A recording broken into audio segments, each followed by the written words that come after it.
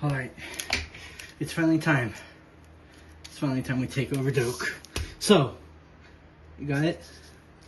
Here, there's the plan. We're gonna go here. We're gonna come out through the tunnel, right? Right, and we know we're gonna win this thing. So we're gonna scout out midfield, scout it out. Of course, this is all gonna be filled with Canes fans, because who in the world is a Knowles fan? So this is all gonna be filled with Canes fans, so everyone's gonna be on our side. Now we gotta get this right. Right here. That's where we're gonna do it. That's where we're going to break the spear and plant our flag. Yo! What is going on, everybody, and welcome to Storm the Field with DJ. I am DJ, and today we are here to preview Week 6 of the college football season. But before we get into any of that, please, if you guys do enjoy this video, hit the like button, hit the subscribe button down below. It will help out a ton. Not many of you who watch my videos are actually subscribed, and it would help out a ton to get this content out to the rest of the college football community. Also, leave your comments down below on what you think are going to happen in this week's matchups. And yeah, let's get into the first matchup. Alright, so to be completely honest, Week 6 is looking kind of lackluster. We only have two ranked matchups in this week, that including both games that we are going to be talking about, Alabama Vanderbilt and Miami Florida State. Only two ranked matchups that are being played this week. So selection of which games I wanted to cover was a little bit difficult. But the first one I decided to go with is the Texas Longhorns at the Florida Gators. Now, I know the Gators are 1-3, but one thing I do want to say is that they do not have a bad defense. This defense could realistically stop Arch Manning. We saw what Arch Manning struggled to do against a top defense in the country like Ohio State, and Florida was able to hold Miami to only 26 points when it should have been a lot bigger of a lead for the Canes. Florida's defense kept them in that game the entire time. Now, Vegas pretty much agrees with that, as Florida only opens up as a 6.5-point underdog. ESPN has Texas with a 76.7% chance to win this game, and Florida a 23.3% chance to win this game. Looking at the stat leaders for these two teams, obviously leading in passing yards, you have Arch Manning for Texas, and you have DJ Lagway for Florida. Then you have the rushing leaders. Gibson is going to be the leading rusher for Texas. Jarek Gibson, 31 carries for 155 yards and a touchdown, averaging 4.5 yards per carry. Leading the Gators in rushing, you have Jalen Baugh, 49 carries, 89 yards, and 2 touchdowns with an average of 5.9 yards per carry. So pretty good. I thought he played actually pretty well against Miami. He was a pretty big threat. Then leading on the receiving side for these two teams, leading for Texas, you have Parker Livingstone, 11 receptions, 232 yards through the air, and 3 touchdowns with an average of 21.1 yards per reception. While for Florida, you have the true freshman, Varnell Brown Jr., 18 receptions for 219 yards, still yet to have a touchdown this season, but an average of 12.2 yards per catch. Then leading each team in sacks, Colin Simmons leads Texas, 3 solo tackles, a full sack and a half, no interceptions, no forced fumbles, 6 total tackles, and he had his sacks against San Jose State and Sam Houston State. He had a total of 2 tackles against Ohio State, so he had a pretty good showing in that game on the linebacker side. Then you want to look for Tyreek Sapp for the Gators, still the leading sack mass player for the Gators. 11 tackles on the season, including 1 sack. Most of his came from his sack came from a game. I can't see which game that he got the sack in. It might have been against Miami. Then leading in tackles, we have Michael Tafafe for Texas. 14 solo tackles, 25 tackles in total. Then leading for Florida, you have Miles Graham, 13 solo tackles and 24 tackles in total. Um, Another thing to note, last season he did have a sack, a forced fumble, and an interception. So look out for that. He can make some plays on the defensive side. So what do I think is going to happen in this game? I I do think Texas will come out on top in a big way. It's going to be more difficult than maybe they expect. The Swamp is a difficult place to play. Um, but coming over from Austin, it shouldn't be too much of a big difference to see the Longhorns come out on top with a big victory in this one. I'm taking the Longhorns easily over the Gators. So let's get into the next matchup. Now, the next game I want to talk about, again, very slim pickings this week, but I think I got to go with number 21, Notre Dame, taking on the Boise State Broncos, who are 3-1 in the preseason top 25 at number 25 before that loss to USF. Um, so, what's going to be important in this game? Obviously, Maddox Madsen has to play well for Boise State. He is going to have to play well. Um, Even Vegas doesn't see much of a chance here. Notre Dame opens up as a 20.5 point favorite, so a 3 possession favorite. ESPN gives Notre Dame a 91.9% chance to win this game, while Boise State has an 8.1% chance. As I said, the leading passer for Boise State, Maddox Madsen, 79 of 132, 9 touchdowns to only 1 interception. And obviously for Notre Dame, we have C.J. Carr, 1,091 passing yards in the season, 71 for 104, 9 touchdowns and 2 interceptions, leading the rushing game for Boise State, taking over for Ashton Genty. You have Dylan Riley, 48 carries for 360 yards and 5 touchdowns, an average of 5.5 yards per carry. He also has, I don't see any receiving stats from him.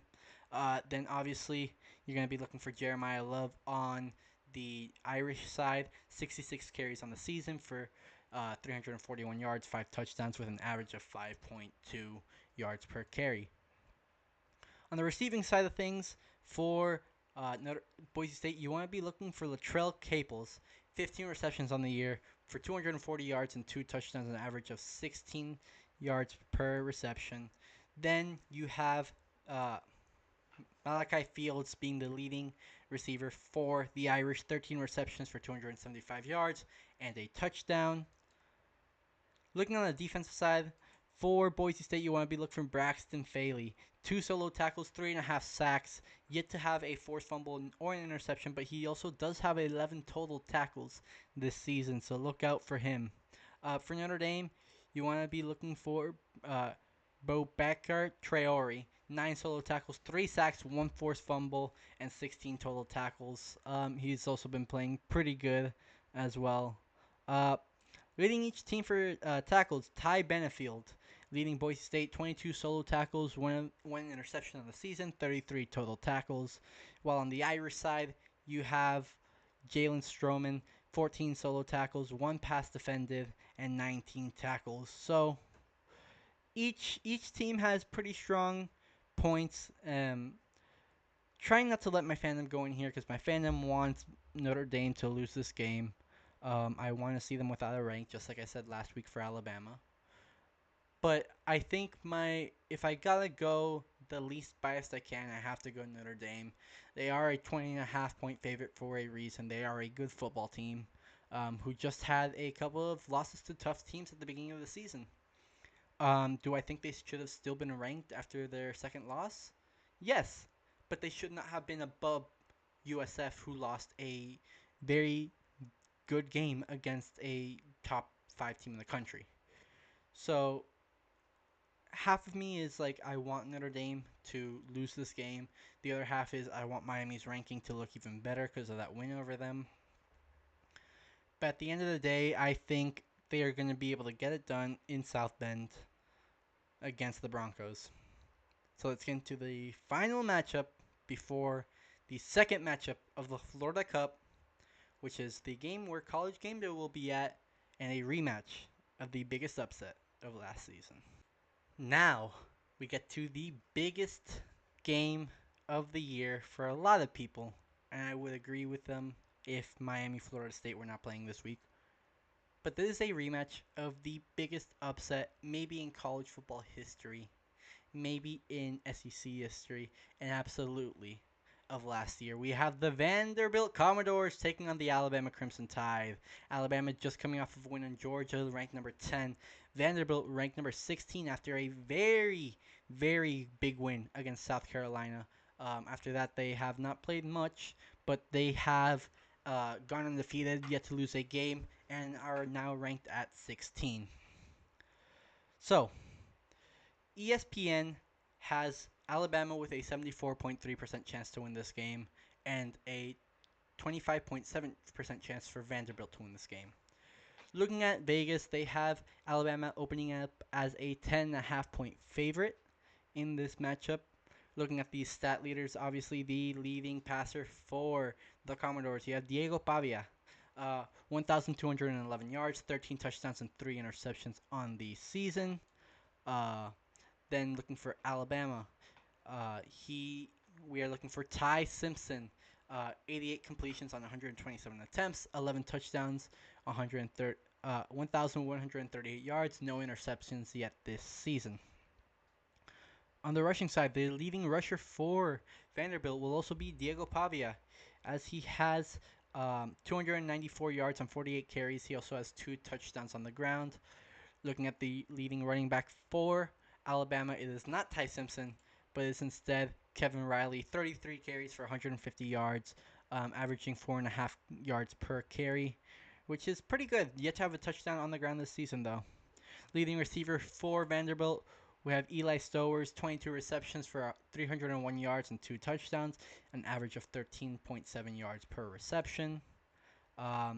Then for Alabama, you have Jeremy Bernard, had a pretty good game last week against Georgia, 20 receptions, 310 yards, and 4 touchdowns on the season, with averaging 15.5 yards per reception. Other players to look out for Alabama, you want to be looking out, of course, for Ryan Williams. He is still a stud receiver for the Tide. Then you also want to be looking for the Miami transfer, Isaiah Horton, who had a big impact against the Dogs. Looking at the defensive side now, for the sack leader is Miles Caper for Vanderbilt, 14 total tackles on the season, 3.5 sacks, and 1 forced fumble on the year. For Alabama, you want to be looking for LT Overton, 7 solo tackles, 1.5 sacks, and 12 total tackles on the season. For the tackle leader, you want to be looking at CJ Hurd for Vanderbilt. He has 18 solo tackles, 1 interception, and 23 total tackles on the season. And for Alabama, you want to be looking for Bray Hubbard, 12 solo tackles, 1 forced fumble, 2 interceptions, 3 passes defended, and 17 total tackles on the season. He is going to be a big, big player in this game. But yeah, I think that this game is going to be very good. And if I had to choose a winner, I cannot go against Vanderbilt. After their game against South Carolina, I think, there's always these jokes that it's like, who's going to win? This team that has all the greatest history and the greatest players, or the power of friendship. That's basically what Vanderbilt is. Vanderbilt is the power of friendship. They got heart. They believe that they could do it, and I think they believe that they will do it.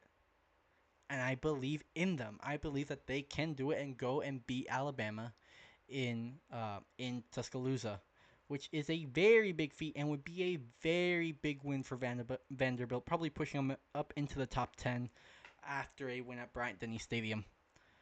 So yeah, I mean, that one it's going to be an interesting game. Obviously, Alabama playing on a chip on their shoulder after they lost their number 1 seed to Vanderbilt last year after their loss in Vanderbilt last season. So yeah, let's get into the final matchup, the rivalry game between the Miami Hurricanes and the Florida State Seminoles. All right, now we got the second game of the Florida Cup this season before the final matchup, which will be Florida State taking on Florida in the final week of the season. Now we have Miami against Florida State. Florida State coming in at number 18 off of a loss to Virginia in double overtime. Miami coming off of a bye at 4-0. Um, Miami only opens up as a 4.5 point favorite, or they opened up as a 6.5 point favorite. Yet the spread now is a 4.5 point favorite, which is interesting. ESPN gives Miami a 65.3% chance to win this game, and FSU a 34.7% chance to win this game. Again, looking at the big stat leaders for these two teams, Carson Beck obviously the leading passer for Miami, 82 completions on 112 attempts, 7 touchdowns and 3 interceptions for 972 yards. Then you have Tommy Castellanos, 848 yards on 45 attempts or 45 completions, 70 attempts, 4 touchdowns and 3 interceptions. That touchdown interception ratio isn't looking that nice for Tommy. The other thing we want to mention about Tommy here is that he is a good rusher. He is a very good rusher. Currently on the season, he has 41 rushes for 217 yards and 4 touchdowns. So Miami has to look out for that dual threat ability. On the ground, you want to be, of course, looking for Mark Fletcher Jr., 66 carries for 388 yards and 5 touchdowns. Of course, you also want to be looking out for the other Miami running backs, like Jordan Lyle, who will probably be returning in this game, and Shamar Brown, who has made a big impact for the Canes. Looking for Florida State, you want to look for Gavin Sawchuk. He has 42 carries on the season for 234 yards and 6 touchdowns, including um, a receiving touchdown, or not including a receiving touchdown, 60 receiving yards and 3 receptions. On the receiving side, though, you want to be looking, of course, for Malachi Toney for the Canes. 22 receptions for a touchdown and 268 yards. This true freshman is a stud. Of course, you want to also be looking out for Miami's other receivers. CJ Daniels has been playing outstanding in every single game that he is in. Um, of course, you also want to look for Elijah Lofton at the tight end position for the Canes. For Florida State, the leading receiver is Deuce Robinson, 17 receptions, 346 yards, 3 touchdowns, meaning an average of 20.4 yards per reception. Other Florida State wide receivers that would really be pretty important, looking at these stats leaders for Florida State, um, you have Makai Danzy, 7 receptions for 168 yards. You have uh, Loya McCoy, 4 receptions for 74 yards. And then uh, where's Squirrel White, who has 4 receptions for 52 yards. So those are the receivers you want to look out for the Seminoles. On the defensive side, Miami sack leader is still Akeem Mesidor, 2.5 sacks on the season, including 17 tackles and 7 solo tackles. For Florida State, you want to be looking for Ashlyn Barker, 10 solo tackles, 2 sacks, 2 passes defended, and 13 total tackles on the season for him. For Miami, their leading tackler still is the Heisman uh, contender, Ruben Bain Jr. 11 solo tackles, 2 sacks on the season, 1 forced fumble, 1 interception, and 22 solo tackles on the season, as well as 1 pass defended. Looking for Florida State, you want to be looking for Earl Little Jr., 11 solo tackles, 1 interception, and 1 pass defended on the season, with 28 total tackles. All right, so here are some stats for these two teams averaging through the season. Miami is averaging 36.8 points per game, while Florida State is averaging 53 points per game. Keep in mind, Florida State has played 2 very low-level opponents in Eastern Texas A&M and Kent State, while Miami has played 2 ranked opponents, including a very good Notre Dame team and a good USF team, as well as a very strong defense in the Florida Gators. Points against, Miami has only allowed 11.5 points on average per game this season, while Florida State has allowed an average of 19. Now, those 19 I also do think are inflated by this past loss to Virginia. Yards per game, Miami is averaging 450.5 yards per game, while Florida State is only averaging 381.5. Miami is also averaging less yards against, 234.5 to be exact, compared to Florida State's 296. On the passing yard side, Miami leads with 270 on average, compared to Florida State having a 263.8 on average. Now, the average rushing yards per game for each team is also different. Miami is actually losing this category, only having around 180 and a half rushing yards per game, while Florida State has over 336 yards per game, 336.3 to be exact. So, looking at these stats, obviously you could see that Florida State is much more of a run-heavy team and a high-powered offense. So it's going to be very interesting how Miami's offense really handles it, or Miami's defense really handles it.